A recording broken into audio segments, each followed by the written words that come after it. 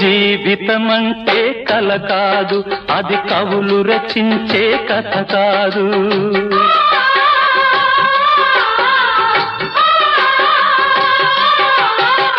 జీవితమంటే కల కాదు, అది కవులు రచించే కథ కాదు. కనుమరుగైనది సిరి కాదు, అది మనదని తలచుట సరికాదు. కుడి ఎడమైతే పొరపాటు లేదను నానుడి సత్యం కాదు, ఇది అందరికి అర్థం కాదు. ఓ